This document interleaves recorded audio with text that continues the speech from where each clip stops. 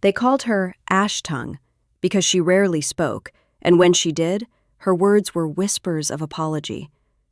They called her Ghostfoot for the way she moved through the halls of the fortress, silent and unseen, a wraith in servant's gray. But mostly, they just called her nothing at all. She was Alara, and she was less than zero. The cold was a constant companion. It was her blanket at night and her tormentor by day. It seeped through the thin wool of her tunic and settled deep in her bones, a permanent, aching chill that no fire could ever quite banish. Today, the cold was particularly vicious. It gnawed at the raw skin of her knuckles as she scrubbed the flagstones of the great hall, the icy water in her bucket splashing over her hands with every punishing stroke. Each scrape of the brush against stone was a reminder of her place, an orphan, an outcast, the last surviving member of a disgraced line, her parents executed for a betrayal she had been too young to understand. The Blackwood pack had taken her in, not out of kindness, but as a living symbol of shame, a tool to be used and discarded. Her world was a landscape of gray stone, the scent of lye and damp, and the perpetual hunger clawing at her belly. Hope was a dangerous, foreign currency she could not afford to trade in. It only ever led to more pain. It was better to feel nothing, to be nothing. A polished boot appeared in her line of sight, scattering the dirty water. Alara flinched, curling into herself as she looked up. Lyra stood over her, a cruel smile twisting her beautiful face. She was the Alpha's daughter, all fire and pride, and she despised Alara with a passion that burned as hot as the hearth she so often warmed herself by. "Still scrubbing, little ghost?"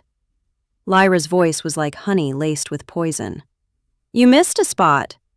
She pointed a manicured finger at a perfectly clean stone near Alara's knee.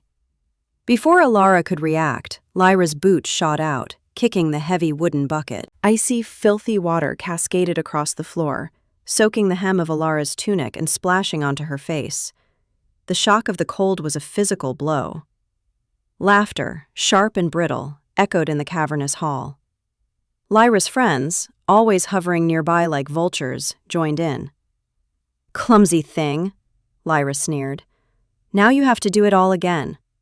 Perhaps this time you'll learn to be more careful."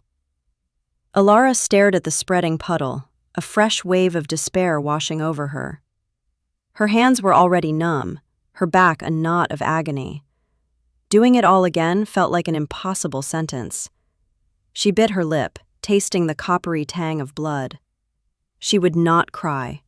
She would not give them the satisfaction.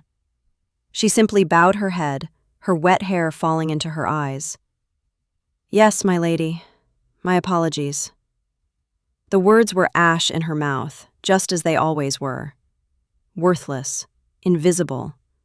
A ghost in a world of vibrant, cruel life. Lyra and her cohort moved on, their laughter fading down the corridor, leaving Alara alone with the spreading mess and the gnawing cold.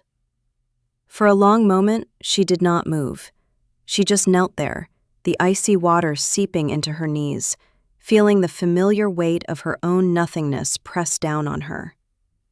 It would be so easy to just lie down on the cold stones and let the chill take her. But then, something inside her, a tiny, stubborn ember that refused to be extinguished, flickered. She gritted her teeth. She would not break. Not today. She pushed herself up, her frozen joints screaming in protest, and reached for the empty bucket. She would finish her work. She would endure. It was all she knew how to do.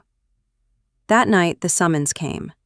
Lord Valerius, the pack's beta and Lyra's ambitious father, wanted to see her.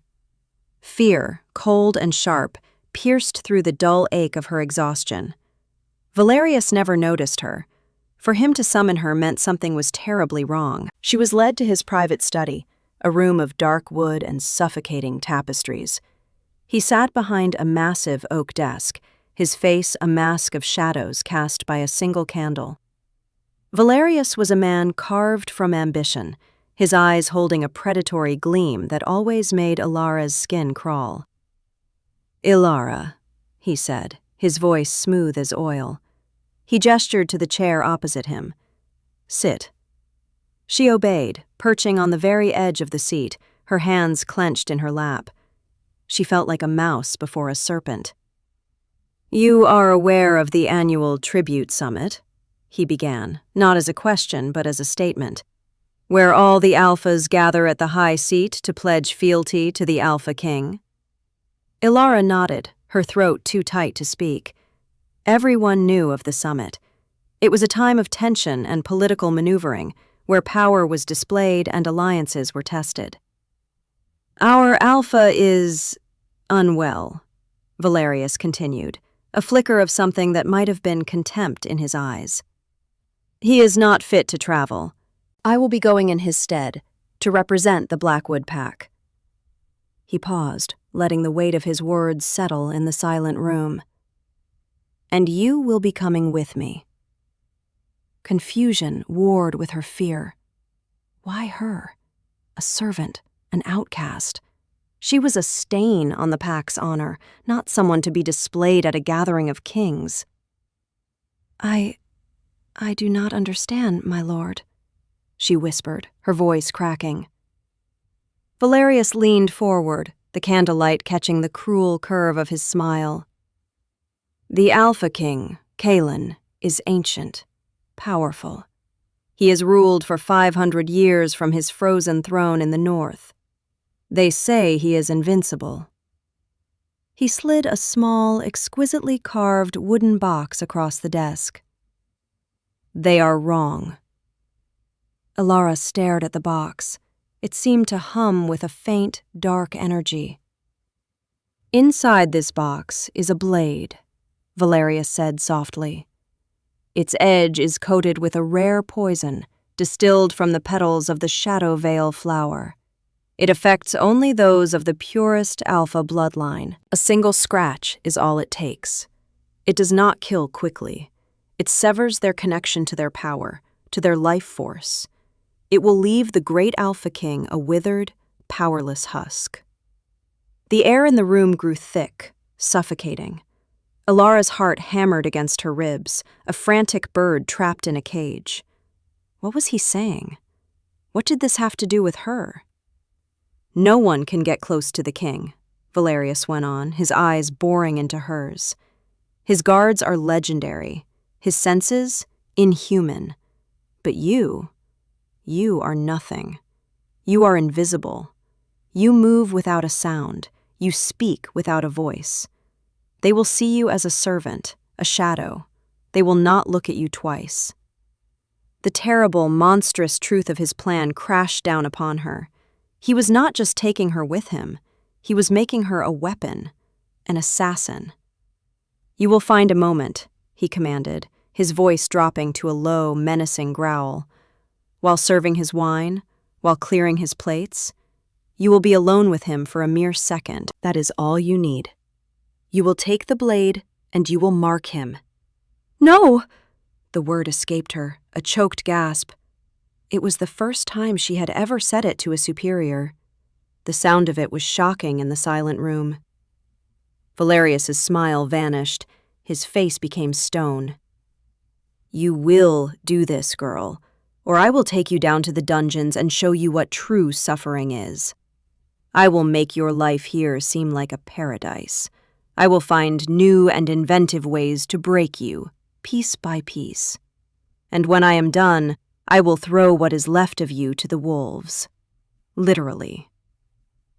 Tears she had refused to shed for Lyra now streamed down her face. This was a choice between two deaths, a quick one at the hands of the Alpha King's guards, or a slow, agonizing one at the hands of Valerius. "When the king falls," he said, his voice returning to its oily smoothness, "the other Alphas will scatter. They will fight amongst themselves. The Ember Covenant, my allies, will rise, and I will take the high seat. I will be the new king." He leaned back, steepling his fingers. "And you will have a place of honor in my new world. No longer an outcast. You will have warmth and food and respect. All you have to do is one small thing." He pushed the box closer to her. "Take it." Her hand trembled as she reached out. The wood was cold, unnaturally so. It felt like touching a tombstone. Her fingers closed around it, and with its weight came the crushing weight of her fate. She was a murderer. Or she was dead. There was no other path. The journey north was a blur of misery. A brutal winter storm had descended upon the lands, a churning nightmare of wind and snow. The wind sliced like claws, and the snow fell so thick it was like moving through a white curtain that stole both sight and sound. Elara huddled in the back of a supply wagon, wrapped in a threadbare cloak that did little to ward off the biting cold. The small wooden box was tucked deep within her tunic, a cold, hard secret pressed against her skin. Her mind was a maelstrom of terror. Every gust of wind sounded like a death sentence. Every shadow seemed to hold the accusing eyes of the king she was meant to kill. How could she do it? How could she take a life, even to save her own? The thought was a vile sickness in her stomach. The caravan was forced to make a treacherous crossing over the Dragon's Tooth Pass, a narrow, winding path carved into the side of a mountain. The wind howled like a hungry beast, trying to tear them from the cliffside. The horses whinnied in fear, their hooves slipping on the ice-slicked stone. Suddenly, a terrible groaning sound echoed from above. Elara looked up, her heart seizing in her chest. An avalanche. A wall of white death was thundering down the mountain towards them. Panic erupted. Men shouted, horses screamed. The wagon lurched violently as the driver tried to spur the terrified animals forward. Elara was thrown against the side, her head striking the hard wooden frame. The world spun. The roar of the snow grew deafening. The wagon tilted, teetered on the edge of the precipice for one horrifying second, and then plunged over the side. Elara was falling. The wind rushed past her, a screaming void. Snow and darkness consumed her. She felt a series of brutal impacts as she tumbled down the steep, rocky slope, her body a rag doll in the avalanche's grip. Then, a final, sickening crack as her head hit something solid. And then, nothing. Only silence and a profound, encroaching cold that was deeper than any she had ever known. She awoke to pain, a sharp, throbbing agony that seemed to radiate from every part of her body. Her head pounded, and her leg— something was terribly wrong with her leg. It was twisted at an unnatural angle, and a spike of pure fire shot up her thigh with every ragged breath she took. She was buried in snow. It was packed around her, heavy and suffocating. A wave of panic rose in her throat. She was going to die here, buried alive in a frozen tomb. She tried to move, to dig, but the pain in her leg was blinding. A sob escaped her lips, freezing in the frigid air. Despair, absolute and final, began to settle over her. This was it. This was the end of her worthless life. A frozen, forgotten corpse on the side of a mountain. Then she heard it. A low growl, deep and resonant, that vibrated through the snow around her. It was not the sound of a normal wolf. It was something more, something ancient and powerful. The snow above her shifted. A dark shape blotted out the faint gray light.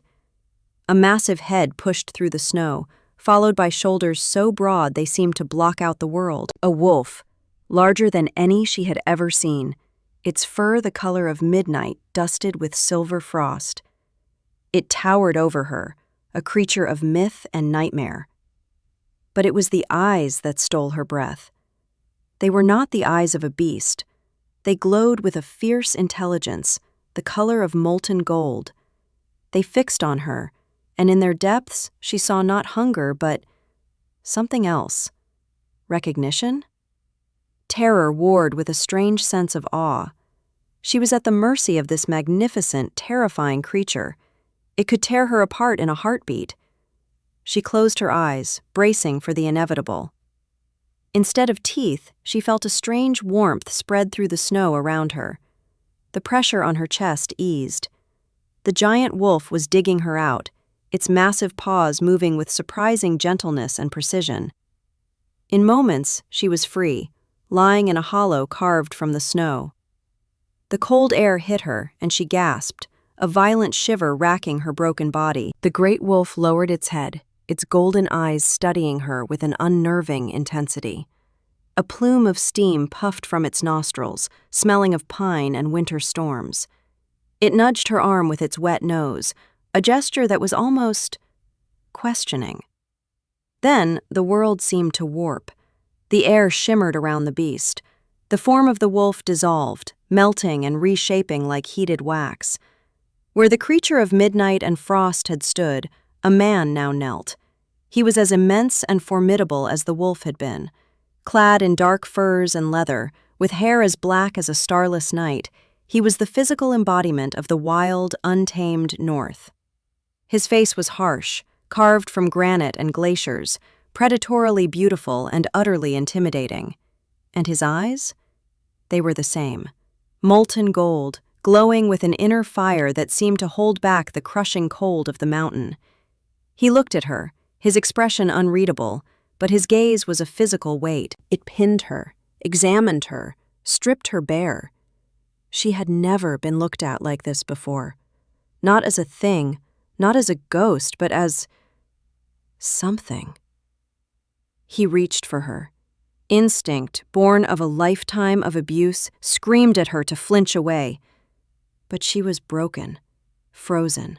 She could not move. His gloved fingers brushed against the bare skin of her wrist where her sleeve had been torn. The world exploded. It was not a sound, but a feeling, a cataclysmic surge of energy that ripped through her body. It was searing heat and arctic cold all at once. Light bloomed behind her eyes, white and blinding. Her heart felt as if it had stopped and then restarted with the force of a thunderclap. A scream was torn from her throat, raw and animalistic. On her wrist, where he had touched her, a burning pain erupted. It was a fire beneath her skin, excruciating and absolute. She looked down, and through the haze of her tears, she saw it. A mark, glowing with a soft silver light, was etching itself into her flesh. An intricate pattern of swirls and thorns, like a frozen briar rose, was being branded onto her. The man recoiled as if struck, his golden eyes widening in what looked like shock. He stared at her wrist, then at her face, and a low growl rumbled in his chest, the sound more human than wolf now, but no less primal. "You," he breathed, his voice a deep thunder that vibrated in her very bones. It was not a question, it was a pronouncement, a claim. Her mind, already reeling from the fall and the pain, fractured completely. What was happening? The agony in her wrist, the impossible transformation, the glowing mark, this terrifying man with eyes of fire. It was too much. He saw the terror on her face, the way her body trembled uncontrollably. The harshness in his expression softened, replaced by something complex and overwhelming. He moved closer, his movements slow, deliberate. "I have you," he said, his voice softer now, but no less absolute. He reached for her again, and this time she did not have the strength to even think of pulling away. His hand, large and calloused, cupped her cheek. His touch was not violent, it was not cruel, it was warm. An impossible, shocking warmth that spread through her skin, chasing away a fraction of the deep, settled cold. It was the first gentle touch she had felt in a decade. The world tilted on its axis. The pain in her leg, the searing brand on her wrist, the terror of her situation, it all faded into the background, overshadowed by the simple, profound shock of that single, gentle touch. "Who are you?" she whispered, the words barely audible. The golden-eyed man looked at her, and for the first time she saw the loneliness in his gaze, a vast, ancient emptiness that mirrored the frozen wasteland around them. "I am Kaelin," he said. And in that moment, she knew. She was kneeling before the Alpha King, the man she had been sent to murder. and he had just branded her with a soul mark that screamed one impossible, terrifying word into the core of her being.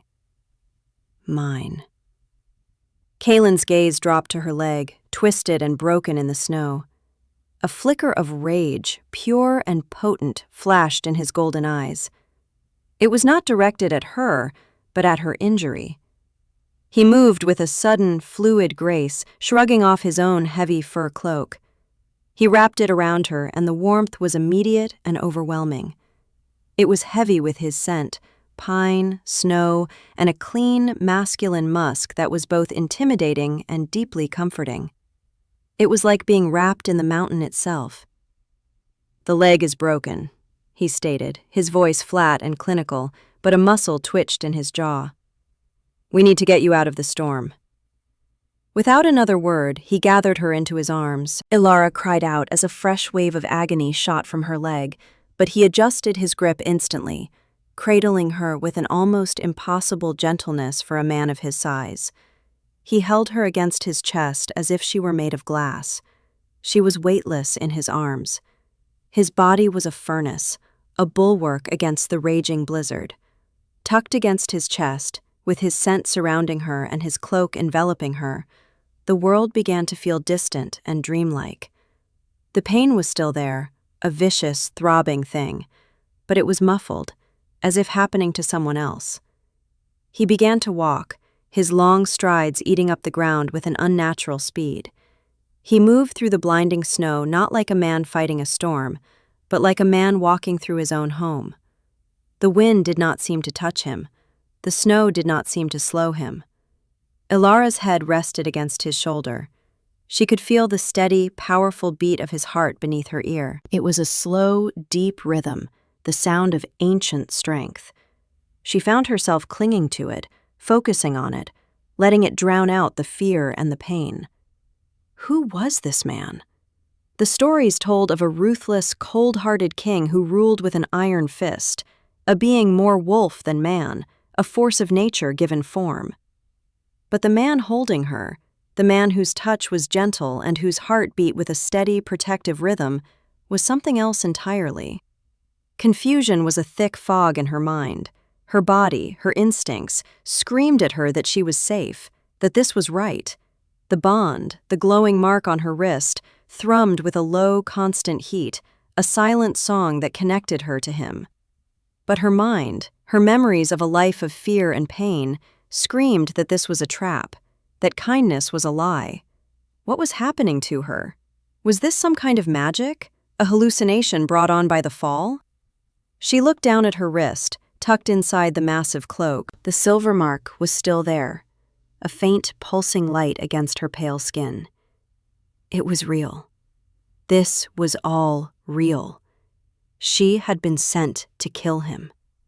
The irony was so bitter it almost made her laugh, a hysterical sound that died in her throat.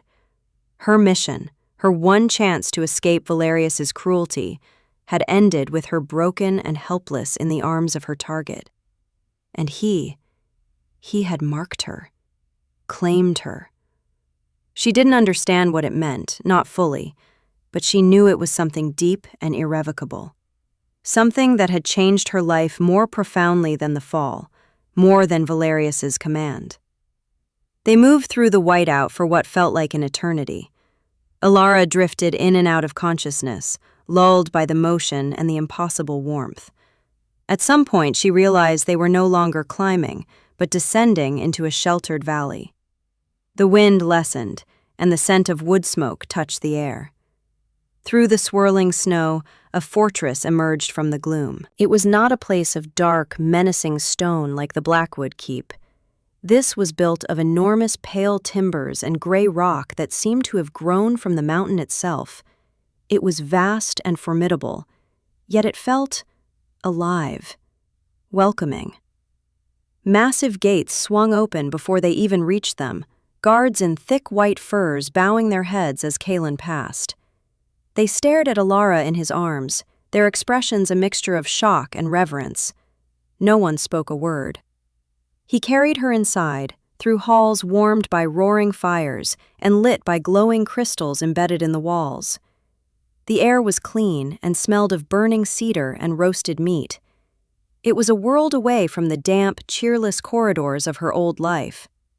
He did not stop until he reached a chamber deep within the fortress. The room was large and sparsely furnished, dominated by a huge bed piled high with furs. A fire crackled in a stone hearth, casting dancing shadows on the walls. He laid her down on the bed with the same unnerving gentleness. The softness of the furs was a shock after a lifetime of straw pallets. It felt sinfully luxurious. "Stay," he commanded softly, his golden eyes holding hers for a moment before he turned and strode from the room. Ilara was left alone in the sudden silence, her mind reeling. She stared around the room, at the rich furs, the warm fire, the solid, safe walls. A desperate, fragile hope began to unfurl in her chest, a hope that she was safe, that she had, against all odds, found a refuge. But then her eyes fell on her own ragged, dirty tunic. Tucked beneath it, she could feel the cold, hard shape of the wooden box, the blade, the poison. The hope withered and died, replaced by a cold, sickening dread. She was not a refugee. She was an assassin, a fraud, a lie, wrapped in the Alpha King's own cloak, lying in his own bed. When he found out what she was, what she had been sent to do, this kindness would turn to ash, his gentleness would become fury, and the death she had escaped on the mountain would find her here, in the heart of his fortress. The thought was a shard of ice in her gut. Kaylin returned moments later, followed by an older woman with a kind, weathered face and sharp, intelligent eyes. She carried a wooden basin of steaming water and a bag of medical supplies. "This is Illyra," Kaylin said, his voice leaving no room for argument. "She is the pack's healer. She will see to your leg." The healer, Illyra, approached the bed and gave Ilara a soft, reassuring smile. "Let's have a look, little one." Her touch was professional and firm, but kind. As she began to cut away the ruined fabric of Ilara's trousers, Ilara's breath hitched in fear. The box. If she saw the box. But Kaylin seemed to read her mind. He stepped forward. "I will do it." Illyra looked surprised but nodded, stepping back to prepare her splints and herbs. Kaylin knelt by the bed, his large hands surprisingly deft as he took the shears. He carefully cut away the cloth, his focus entirely on the task, his expression grim as he exposed the bruised and swollen flesh, the bone clearly broken and displaced. He worked in silence, his proximity overwhelming. Ilara could feel the heat radiating from him, could see the intricate patterns of old scars on his forearms. He was so powerful, so immense, and yet he knelt before her, tending to her like she was precious. The contradiction was tearing her apart. When he had cleared the area around the wound, he paused.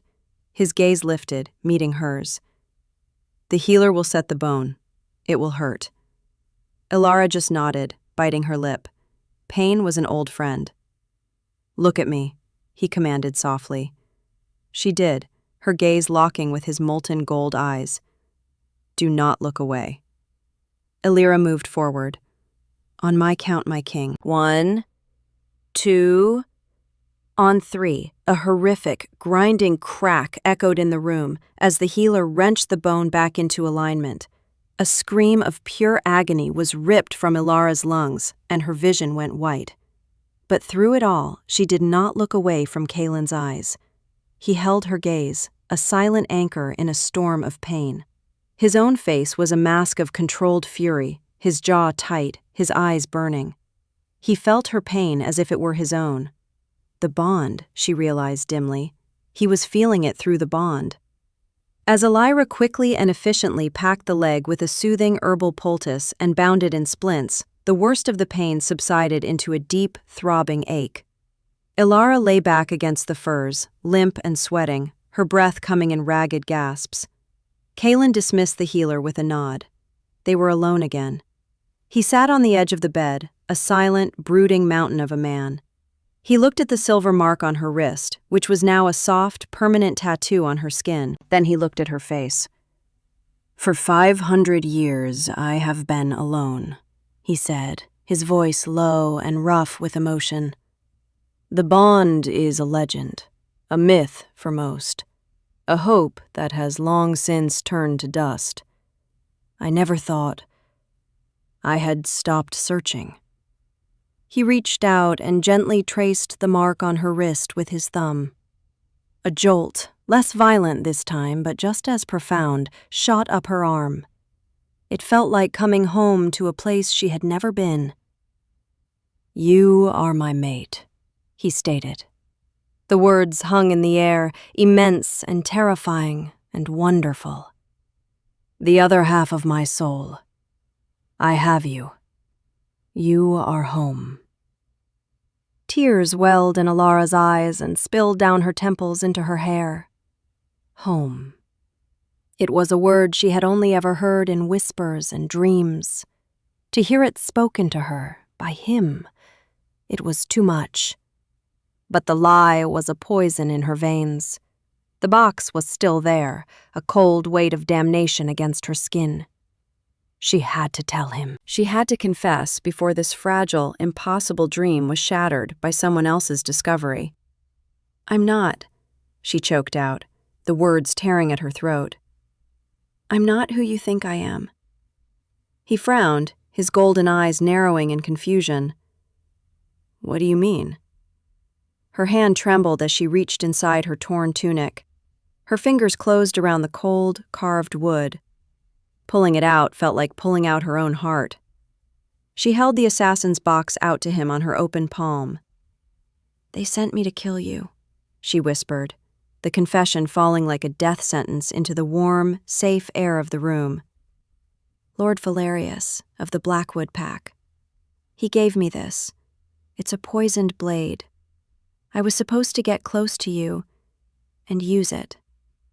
She squeezed her eyes shut, waiting for the explosion, waiting for the kindness to curdle into rage, for the gentle hands to become instruments of death. She waited for him to destroy her. Silence. A deep, profound silence that stretched for an eternity. When she dared to open her eyes, he was not looking at her.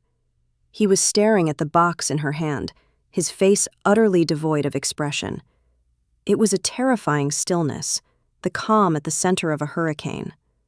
Slowly, he reached out and took the box from her. His fingers brushed hers, and the bond flared, a desperate, pleading warmth. He opened the box. The blade inside was small, dark, and wicked, its edge shimmering with a faint, oily residue. He closed the box with a soft click.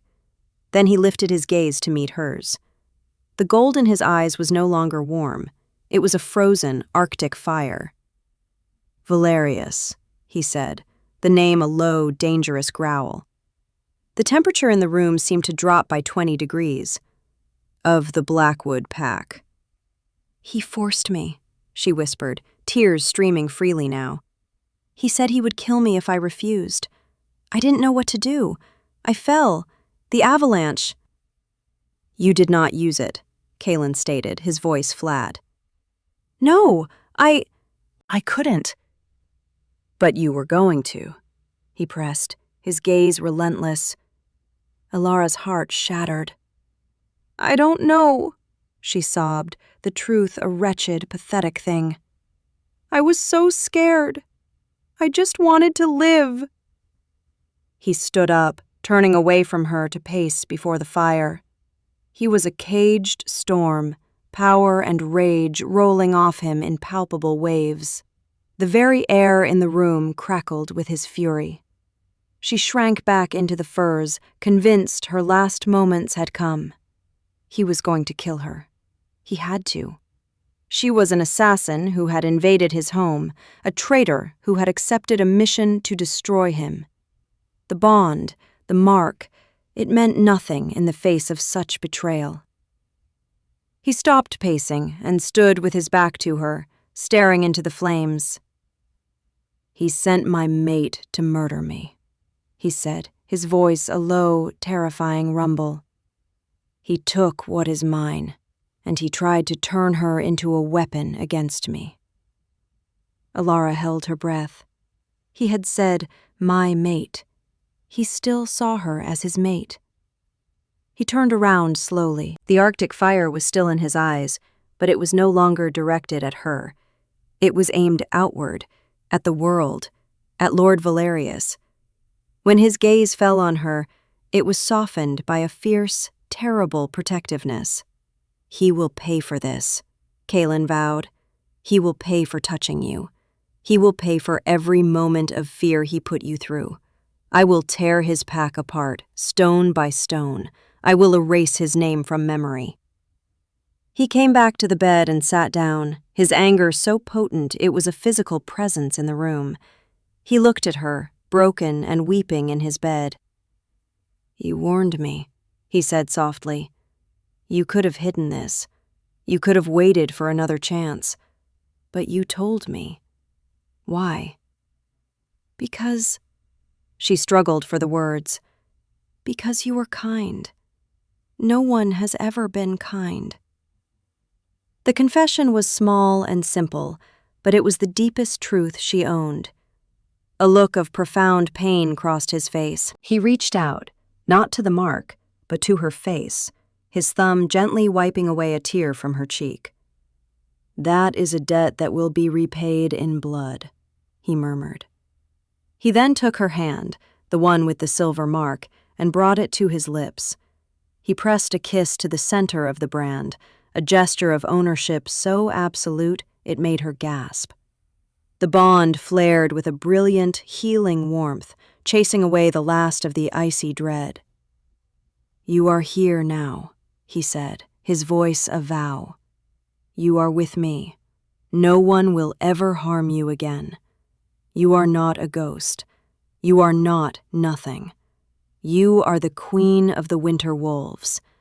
You are mine. The words settled over her, not as a cage, but as a shield. Queen. Mine. The concepts were too vast for her mind to grasp, but her soul, starved for a lifetime, drank them in. A fragile tendril of hope, stronger this time, began to grow in the ruins of her fear. Maybe, just maybe, she had not fallen to her death. Maybe she had fallen into a new life. The days that followed were a strange fever dream of healing and discovery. Alara was confined to the massive bed in Kaelin's chambers, her leg elevated and tightly bound. Alira, the healer, visited twice a day, changing the poultice and murmuring encouraging words. The break had been clean, she said, and was mending well. But the true healing was not in her bone. It was in her spirit. Kaelin was a constant, formidable presence. He did not leave the fortress, delegating his duties to a trusted circle of advisors who would meet with him in his chambers. They were all huge, intimidating men and women with the same wild, fierce eyes as their king, but they treated Alara with a breathtaking reverence that left her utterly bewildered. They would bow their heads to her, call her Luna, and avert their eyes as if she were a celestial body too bright to look at directly. She was not used to being seen at all, let alone being revered. It made her want to shrink into the furs and disappear. Kaelin, however, would not allow it. He seemed to sense her discomfort, her deep-seated feeling of worthlessness. He would bring her meals himself, simple, hearty stews and roasted meats that tasted like heaven after a lifetime of scraps. He would sit with her for hours, sometimes in silence, just his presence a warm, solid anchor. Other times he would talk. He told her of his pack, the winter wolves, of their long history, their connection to the ancient magic of the north. He told her of his 500 years of lonely rule, of the weight of his crown, and of the fading hope for a mate to share it with. The bond is rare, he explained one afternoon, his golden eyes watching her as she hesitantly sipped a broth he had brought her. In the old days, it was more common, a way for our souls to find their counterparts. But time and war have thinned our bloodlines, made the magic weaker. For many, it is just a story told to pups. But it's real, she whispered, looking at the silver mark on her wrist. It was no longer a brand of fire, but a cool, comforting presence. "It is the truest thing there is," he confirmed, his voice soft. He reached out and took her hand, his thumb stroking the mark. The familiar, pleasant jolt went through her. "It connects us, mind, heart, and soul. What you feel, I feel. Your pain on the mountain, it was a knife in my own gut." That explained the look on his face when her leg was being set. He had felt it with her. The thought was both terrifying and incredibly intimate. She began to feel the connection herself, a subtle thread between them. She could sense his moods, the deep, simmering rage whenever he thought of Valerius, the quiet contentment when he sat with her, the profound loneliness that still clung to him like a winter shadow. One evening, a nightmare took her. She was back in the Blackwood fortress, scrubbing the floors. Lyra was there, her laughter sharp as glass. Valerius stood behind her, his face a mask of cold fury, the poisoned blade in his hand. He was advancing on her, telling her she had failed, that he would make her pay. She woke with a strangled cry, her heart hammering, cold sweat clinging to her skin. Kaelin was there in an instant. He had been sleeping in a chair by the fire, a silent guardian. He was by her side, his hands on her shoulders, his voice a low, soothing rumble. "You are safe, Ilara. It was only a dream. I am here." "He was there," she gasped, trembling. "Valerius." A dangerous light flared in Kaelin's eyes. He pulled her against his chest, holding her tight. "He cannot touch you. I will never let him touch you." She buried her face in his tunic, breathing in his scent, letting his strength seep into her. For the first time in her life, she felt truly safe, protected. The trembling slowly subsided, but the threat of Valerius was not just in her dreams. It was real. And it was coming. A scout arrived a week after her fall, half frozen and exhausted. He had news from the south. Lord Valerius's caravan had been found, decimated by the avalanche. But Valerius and a handful of his personal guard were not among the dead. They had survived. Worse, Valerius had not turned back. He had continued his journey, linking up with a contingent of guards from a neighboring pack, one known to be part of the Ember Covenant. He was still headed for the tribute summit. "He doesn't know I'm here," Ilara said, her voice small. She was sitting by the fire, her leg propped up on a stool. She could now stand and hobble a few steps with Kaelin's help. "He thinks you are dead," Kaelin growled, pacing the room like a caged wolf. "He will proceed with his plan, assuming the only obstacle was the loss of his assassin. He will try to challenge me at the summit. He is a fool, but a dangerous one." "What will you do?" she asked. He stopped and looked at her, his expression grim. "I will go to the summit. I will meet him. And I will end this." Fear, cold and sharp, pierced her. "He's dangerous. He has allies." "So do I," Kaelin said, a humorless smile touching his lips. "He has forgotten who rules the north." He knelt before her, taking her hands in his. "But I will not leave you. Not now. You will come with me." "To the summit?" The thought terrified her. To be on display in front of all those powerful alphas, to face Valerius? "I can't. I'm nobody. They'll all see me, see what I am." "They will see the Luna of the Winter Wolves," he corrected her, his voice firm. "They will see my mate, my queen." He squeezed her hands. "You are not the girl who scrubbed the floors, Ilara. You are not his victim. That life is over."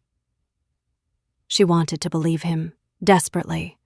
But the ghost of the worthless girl was still a part of her, a shadow she couldn't seem to shake. They traveled in a show of force that stunned her. An elite guard of 200 of the Winter Wolves, all mounted on massive northern steeds, moved as a single, silent unit. Ilara rode in an enclosed litter, lined with furs and carried between two steady horses, to protect her still-mending leg. Kaelin rode beside her, his presence a constant reassurance. The high seat was a neutral territory, an ancient fortress built into the heart of a mountain at the center of the continent. As they arrived, the courtyard was already filled with the entourages of a dozen other alphas. Banners of every color and sigil snapped in the wind. The air was thick with tension and unspoken challenges. When Kaelin's party entered, a hush fell over the courtyard. The winter wolves were a force of nature, and their king was a legend. All eyes were on him. And then, his guards opened the door to her litter. Kaelin dismounted and held his hand out to her. This was the moment.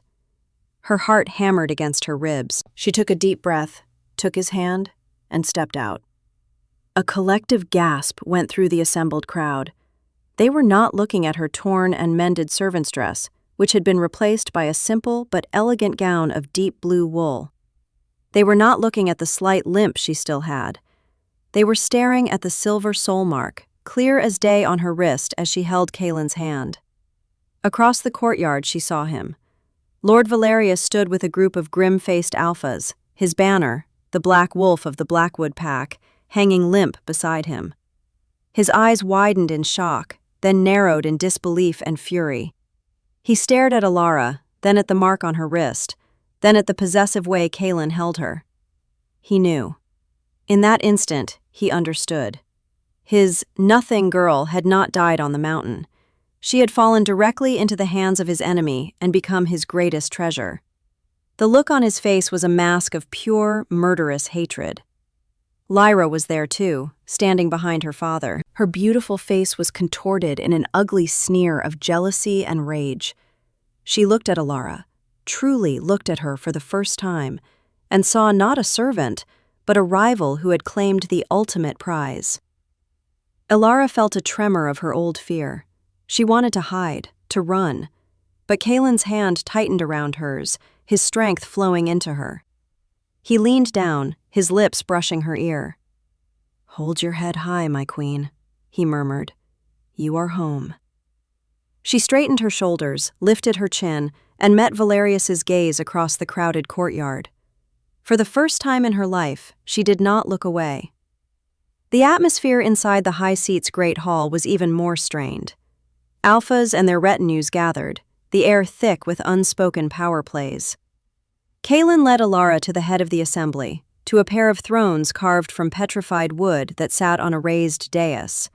One was massive, clearly his. The other, smaller but just as ornate, was empty. It had been empty for 500 years. He led her to it. "Sit down," he commanded softly.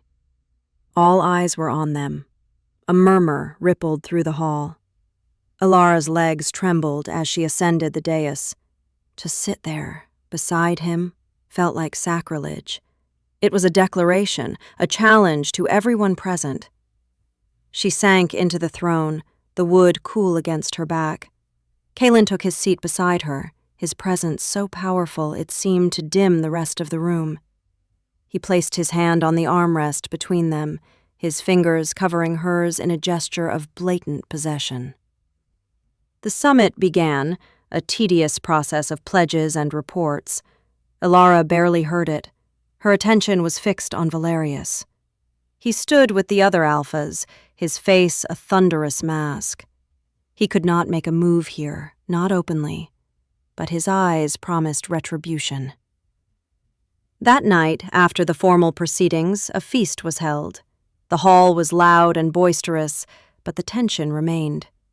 Alara sat beside Kaelin, picking at her food, her nerves stretched taut. She felt 1,000 eyes on her, judging her, whispering about the nobody who had ensnared the Alpha King.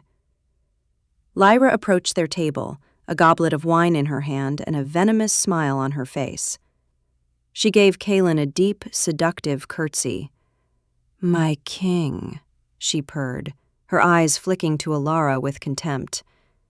"My father, Lord Valerius, sends his congratulations on finding a new pet." The insult was sharp and public. The nearby tables fell silent. Alara flinched, the old shame washing over her. Before she could even form a reply, Kaylin's voice cut through the air, cold as a glacier. "You will address your queen with respect." Lyra's smile faltered. "Queen? This drab little thing? She was my servant. She scrubbed our floors. And now she sits on a throne, while you stand on the floor," Kaylin countered, his voice lethally soft. "Life has a strange sense of order, does it not? Go back to your father. Tell him his machinations are at an end." Humiliation warred with rage on Lyra's face. She shot Alara a look of pure hatred before turning and stalking away. The silent message was clear. This was not over. Later that night, as Alara prepared for bed in the chambers assigned to them, a wave of dizziness and nausea washed over her. The silver mark on her wrist began to burn, not with heat, but with an aching, spreading cold. A sharp pain lanced through her chest, stealing her breath. "Kaylin," she gasped, clutching her arm. He was across the room, but he turned instantly, his face paling. "What is it? What do you feel?"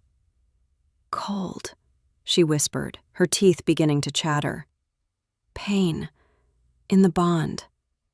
He was at her side in a second, his hands gripping her shoulders. He closed his eyes, his expression tightening in concentration. She could feel him reaching out to her through the bond, trying to pinpoint the source of the pain. "It's not you," he growled, his eyes snapping open. They were blazing with fury. "It's me. They are attacking the bond." Suddenly, the doors to their chamber burst open. Valerius's personal guards, clad in black armor, stormed into the room. But they were not alone. With them were figures in dark red robes, their faces hidden by deep cowls. The Ember Covenant. Kaylin shoved Alara behind him, a ferocious snarl tearing from his throat as he shifted halfway into his wolf form. Claws erupted from his fingertips, his face elongating, his teeth sharpening into fangs. But the robed figures were prepared. They raised their hands, chanting in a guttural language.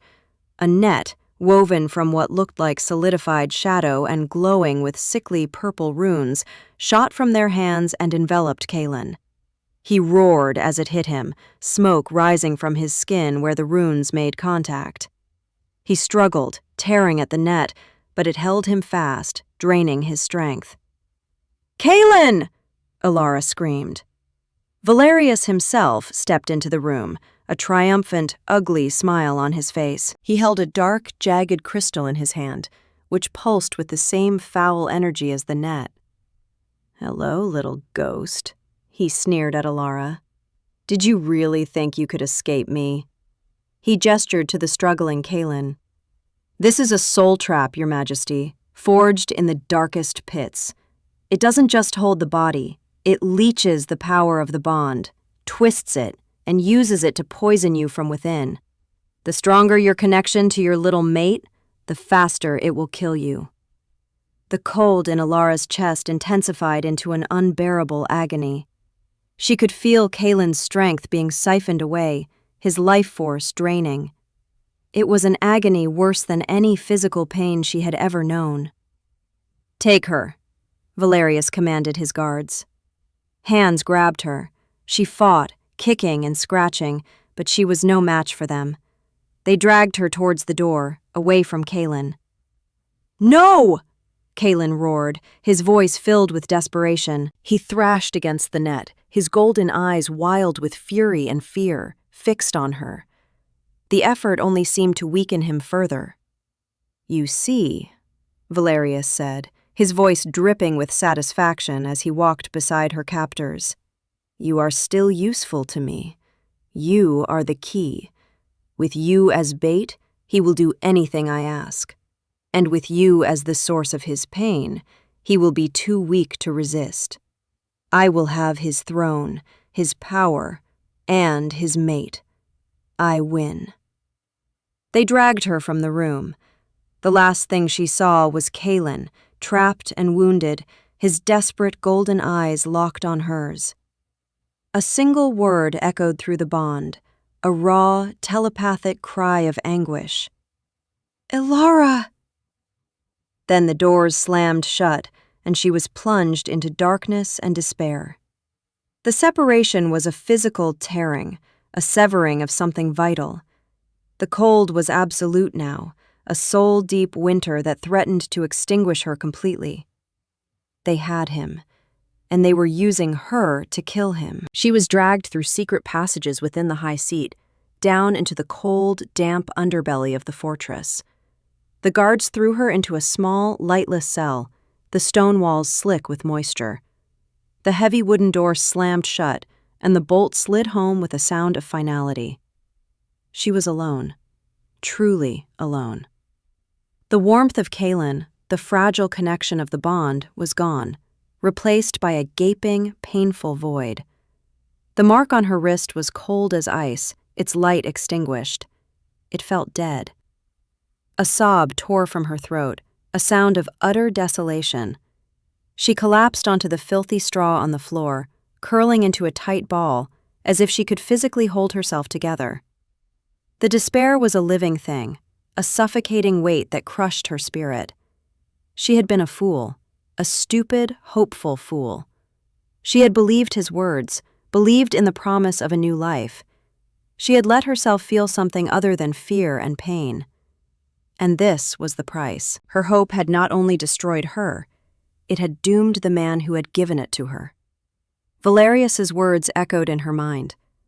The stronger your connection, the faster it will kill him.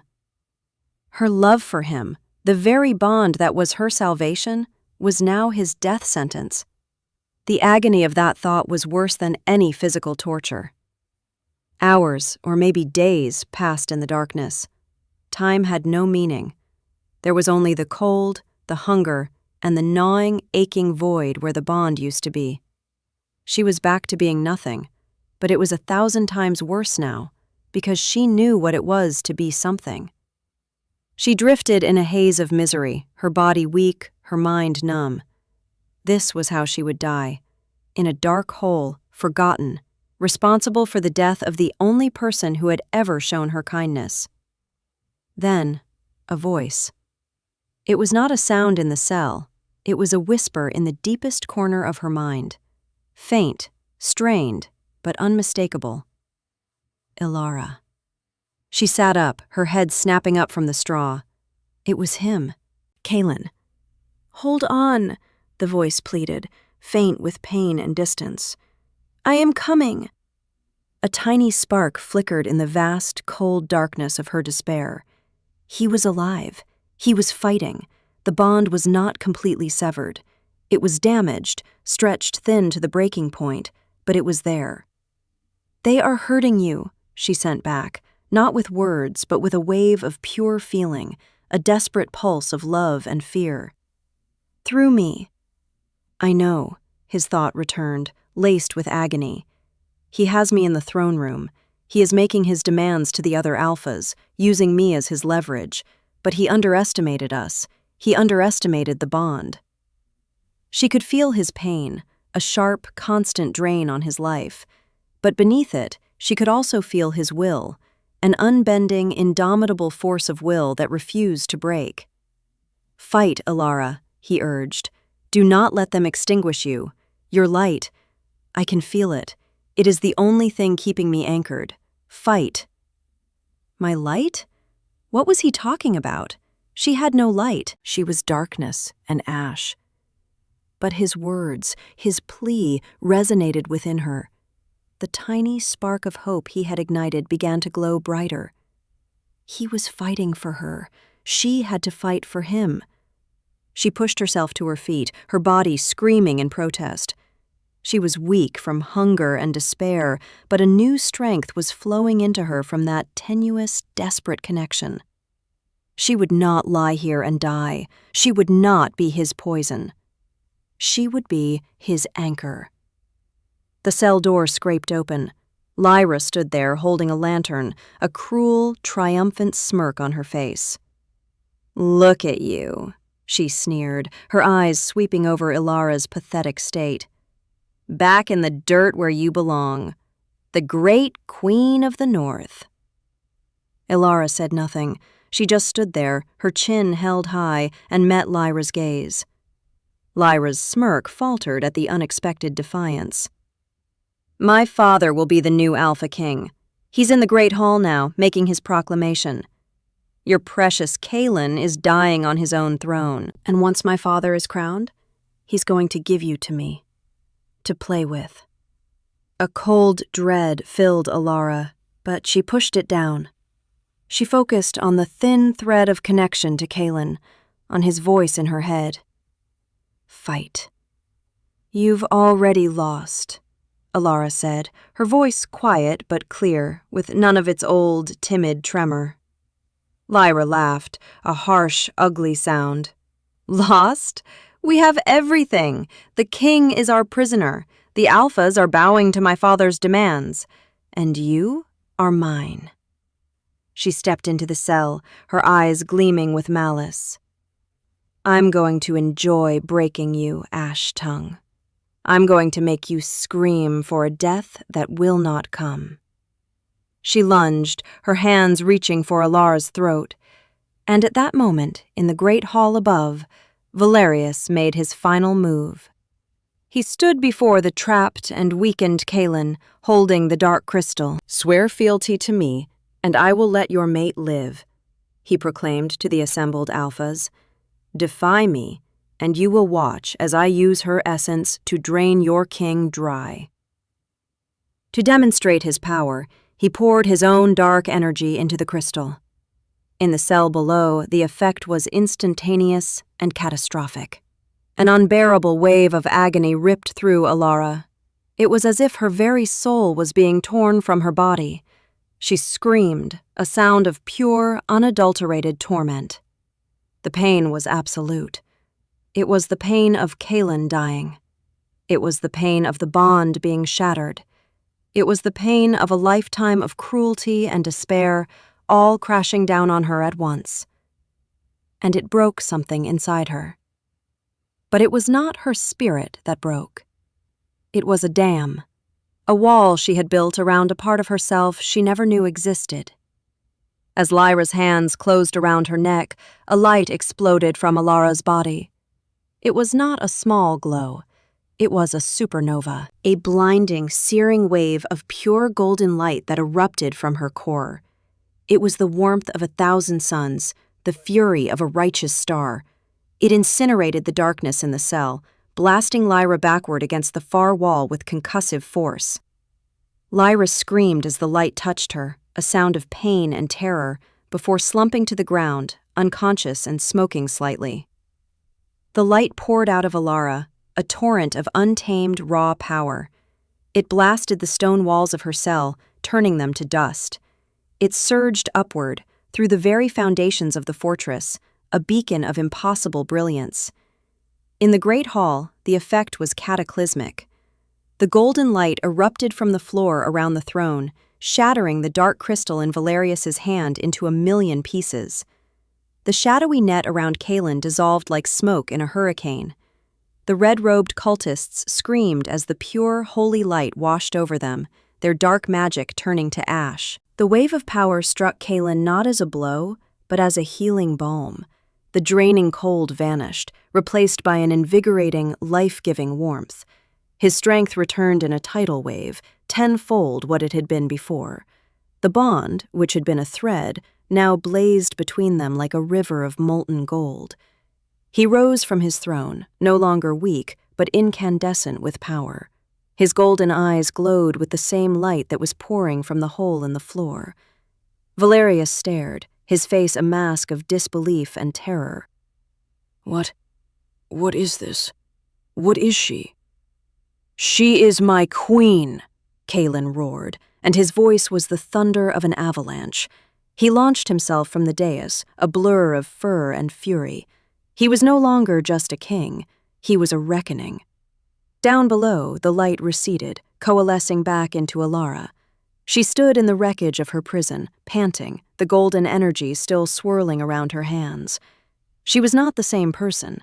The fear, the doubt, the worthlessness, It had all been burned away in that glorious, terrible fire.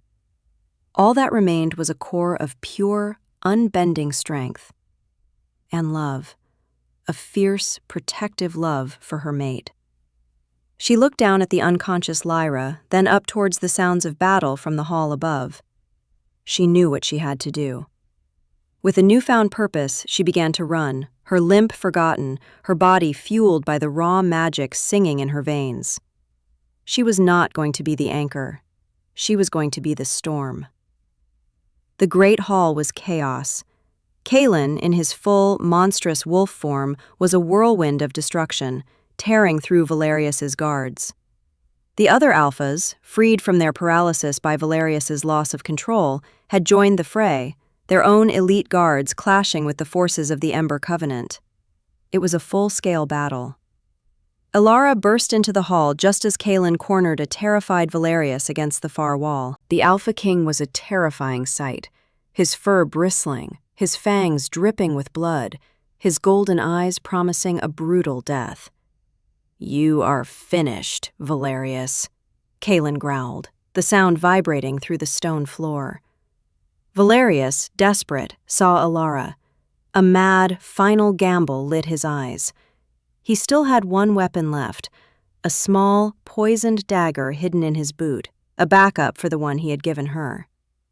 With a speed born of terror, he lunged not at Kalen, but at Elara. "If I am to die, I will take your precious queen with me," he shrieked. Kalen roared and moved to intercept, but he was a fraction too slow. Valerius was closing the distance, the dagger raised to strike. Elara did not flinch. She did not run. She stood her ground, and as Valerius came within arm's reach, she raised her hands. "No," she said. Her voice was not a whisper, it was a command. It rang through the hall with an unnatural authority, imbued with the power now singing in her blood. Golden light flared from her palms. It did not blast him. It formed a solid, shimmering wall of energy between them. Valerius crashed into the barrier as if hitting solid rock. The poison dagger clattered to the floor, its dark magic sizzling and dissolving upon contact with her light. He stared at her, his face a picture of utter shock and defeat. He looked at the girl he had called nothing, who now held his life in her hands. "They called me worthless," Elara said, her voice clear and strong, echoing in a sudden lull in the fighting. She took a step forward, the wall of light dissolving as she moved. "They called me a ghost. You thought you could use me, break me. You thought I was nothing." She raised her hand, a sphere of brilliant, warm light coalescing in her palm. It did not feel destructive. It felt cleansing, absolute. "I am not nothing," she declared, her eyes meeting Kalen's across the room. "I am the other half of the storm. I am the light to his darkness. I am his." She looked back at the trembling Valerius. "And you will never touch him again." With a final, declarative push of her will, she sent the sphere of light into his chest. It did not burn him. It did not kill him. It sank into him, and as it did, all the dark, ambitious, cruel magic that fueled him was simply erased. The power of the Ember Covenant, the stolen strength, the years of bitter resentment, it all vanished, leaving behind only a man, a tired, weak, empty man. Valerius collapsed to his knees, his eyes wide and vacant. He was broken. Not his body, but his ambition, his very identity. He was now the nothing he had always accused her of being. The fighting stopped. Everyone, Winter Wolves, Covenant cultists, and the other alphas, stared at her. They stared at the small, slender woman in a simple blue dress who had just single-handedly dismantled the most dangerous threat to their world. Kalen shifted back into his human form, his clothes torn, his skin smeared with blood, but his eyes, His eyes were filled with a love and an awe so profound it stole her breath. He crossed the hall in 3 long strides and pulled her into his arms. He crushed her against him, burying his face in her hair, his whole body trembling with the force of his relief. "Ilara," he breathed her name like a prayer. "You are magnificent."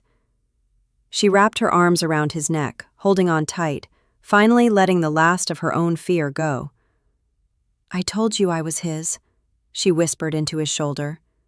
He pulled back, his hands cupping her face. He looked at her, truly seeing all of her now, the strength, the light, the fierce love in her eyes. The last vestiges of his ancient loneliness were burned away by the radiance of her spirit. "Mine," he growled, a possessive, triumphant sound. And then he kissed her. It was not a gentle kiss. It was a claiming, a sealing of their bond in front of the entire world. It was fire and ice, darkness and light, 2 halves of a soul finally, completely, made whole. The bond between them flared, a brilliant, visible aura of gold and silver light that enveloped them both. On Kaylin's hand, a matching silver mark bloomed into existence, an exact mirror of the one on her wrist. Their bond was complete, forged in fire and tempered by love. When the kiss ended, he kept his forehead pressed against hers, his breath warm on her skin. The world outside their embrace had ceased to exist. But it was still there. He eventually turned, keeping one arm wrapped firmly around her waist, and faced the silent, watching alphas. "The Ember Covenant is broken," he announced, his voice ringing with absolute authority.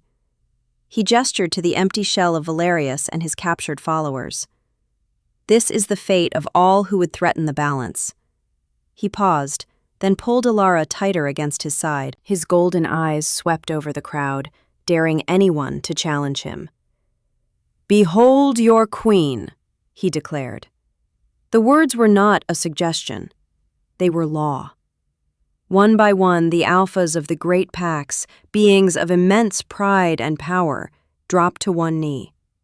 They bowed not just to the alpha king they had always feared and respected, but to the small woman by his side who wielded the light of a star.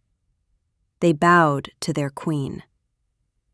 Ilara looked out at the sea of bowed heads, her heart swelling with an emotion so vast she could not name it. She looked at the man beside her mate, her king, who looked at her as if she were the most precious treasure in the universe. She was no longer Ash-Tongue. She was no longer Ghostfoot. She was no longer worthless or invisible. She was Ilara, Luna of the Winter Wolves. She was a Lightbringer. She was a queen. And for the first time in her entire painful life, she felt the undeniable, soul-deep warmth of being truly, completely home. Her hand found his, their fingers lacing together, the matching marks on their skin pulsing with a soft, steady glow. It was a silent promise of a shared eternity, a future as bright as the light she now commanded. The cold was finally gone, banished forever.